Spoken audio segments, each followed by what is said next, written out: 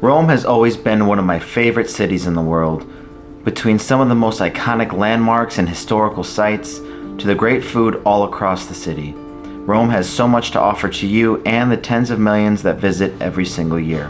After visiting the city multiple times over the last 8 years, I felt it necessary to put together a list of a few things you need to know before you visit the Eternal City. You will definitely want to hear the fourth tip, as it can make or break your trip. The first thing is that there is so much to do in Rome, therefore you will need to prioritize what is the most important things to you. Now this comes down to how much time you have available to you, but with certain activities such as visiting the Vatican City, those things can sometimes take up to a whole morning and maybe a little bit into your afternoon. Due to this, it's important to have a little bit of an itinerary, but allow for some flexibility as well. I think that the best amount of time to see the city and take it all in without feeling too rushed is about 3 or 4 days spent here. Some can't miss places will of course include the Vatican City, the Colosseum, the Roman Forum, Trevi Fountain, Pantheon, and Trastevere, to name a few. And if you are feeling a little rushed throughout your trip, just know that you might get a little bit sweaty as well, as it can get quite hot in Rome. Now this heat can be specifically between the months of April, May, and September. Rome sits near the western coast of the country, and its proximity to the Mediterranean Sea increases the heat and humidity drastically. To give you all an example, I was last there in September on our honeymoon, and it was about 90 degrees every single day, which was a little bit of a surprise to me. Now for some of you that may not be too big of a deal, but it's certainly something to be aware of, especially if you're going in a time you don't expect it to be as hot, like myself in September. However, it will be important to stay on top of your fluid intake, as well as making sure you wear the right clothing. Now the good thing is this leads us to our third tip, which is that there are water fountains littered all over the city of Rome that you can drink water from. And yes, you can drink from them. With that in mind, you won't have to buy more than possibly 1 bottle of still water if you don't already have a water bottle with you, but at all these fountains, be sure to fill up due to this heat that you may be experiencing. I can remember Lexi and I waiting outside the Colosseum before our tour, and we decided to chug as much water as we possibly could because we know we were going to be doing a lot of walking, and this one was just right across the street from the Colosseum by the train station. Now speaking of all these amazing sights that you will see, it leads us into our fourth tip, which is making sure to book your tours and tickets well in advance. Now I cannot stress this one enough, as I have seen so many people waiting in lines outside of things like the Vatican and the Colosseum, and they end up waiting there for very, very long periods of time, like even hours at times. Now, I don't really want to do that in the heat. I don't think either do you. So please make sure you book those well in advance. And that even includes buying skip the line tickets that many of these sites will offer. While on the topic of booking in advance, I would also recommend booking tours, as this can drastically improve your experience at these sites. Lexi and I took a guided tour of the Roman Forum, the Colosseum, and the Vatican, and all of them were absolutely amazing. Each one of our tour guides was so informative, and this really helped me grow in my appreciation of all these different areas. It is also essential to remember that in places like the Vatican and other churches throughout the city that you will need to follow a dress code. These are holy areas, and therefore you will need to be modest when you dress. Now this includes not showing skin on the shoulders and chest, as well as making sure to wear something that goes past your knees for pants or long skirts. And just in case, Lexi had bought a satin scarf to cover up her shoulders, that way she didn't feel like she had to layer too much on those hot days.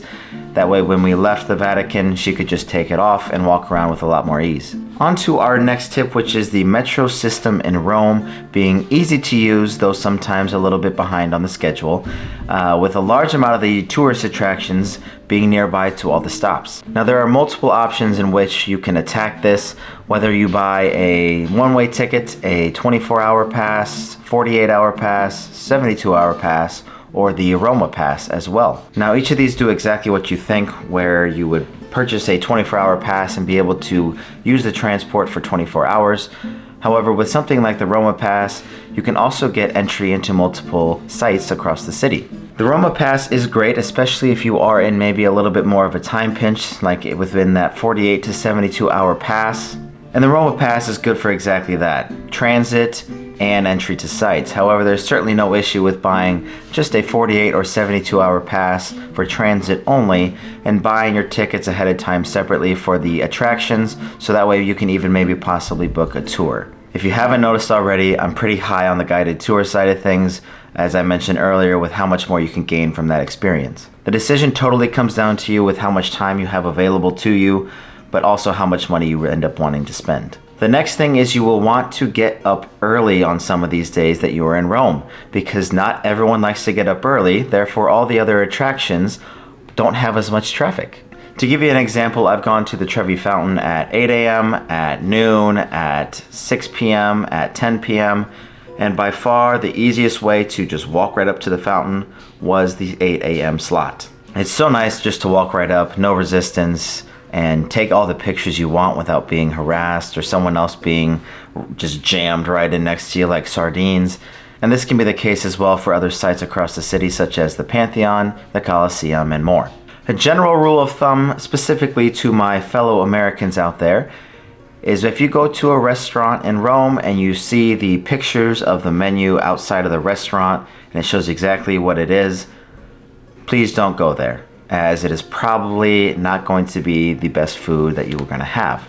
Now, don't get me wrong, it'll still be good, but I would probably avoid it just as much as I would avoid eating directly next to one of the tourist attractions. Because if you traveled all the way to Rome and you're excited to try all the great food there, maybe go somewhere a little bit more authentic than those restaurants that are next to tourist attractions or have those pictures that I mentioned. And speaking of some of the great dishes that you can try while you're in Rome that it's kind of most famous for, it would be pasta alla matriciana, cacio e pepe, and carbonara. And somewhere you can venture to try some of these great foods would be Trastevere, which is across the river and offers you a much more authentic experience while you're there. And this venturing over into somewhere like Trastevere can be quite a bit of fresh air, as it takes you away from all the other tourists and busyness of the city. And unfortunately, at some of these busy areas, you can also sometimes have to deal with pickpockets and people trying to sell you things as well. Now, this tip seems pretty straightforward, but I have to mention it.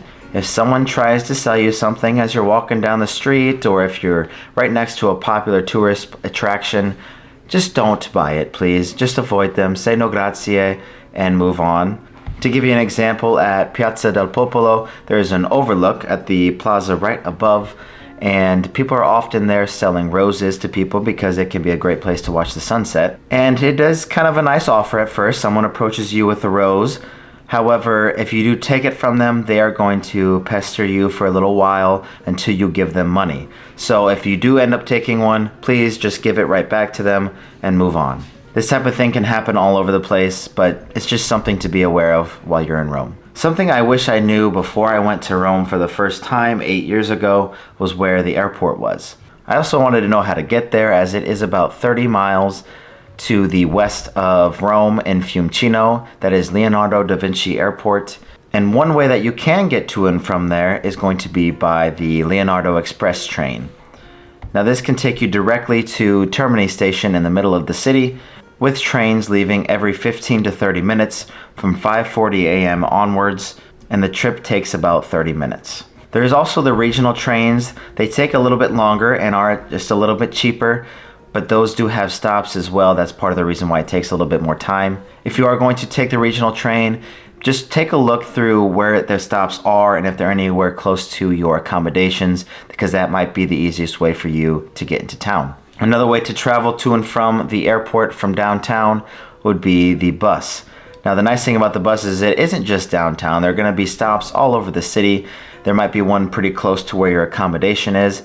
It does take obviously a little bit longer because you're going to be driving in a bus and there are multiple stops, but it is by far going to be your cheapest option, which tickets can be sometimes between 8 to 10 euros. Another great thing about the buses is they are running at pretty much every hour of the day besides around midnight to 2 a.m. So if you have something like a 6:30 a.m. flight, your best option is probably going to be the bus, and taking that early in the morning to get you there in time. You could take a taxi, but obviously everyone knows taxis are obscenely expensive. However, the good thing is I have already made these mistakes for you, so you don't have to make them. I once decided to book a hotel in Fiumicino, expecting that I couldn't stay in my current hotel within the city the night before because I didn't know there was a bus option leaving at any time of the day. So yeah, please don't make that mistake. Take the bus, take the train. You do not need to book an extra hotel outside of the city near the airport. Unless you really want to, that's totally your choice. As usual, there's a lot of walking when you go on trips, and that is certainly the case when you're in Rome, as I think Lexi and I averaged about 12 miles a day. This is partially because we didn't really want to take the metro. We wanted to take in the city by walking around it. So please just bring a good pair of walking shoes. Your feet are going to thank you later and appreciate it. Much like I would like to appreciate you clicking on this next video right here, where I discuss the best things to do while you're in Rome.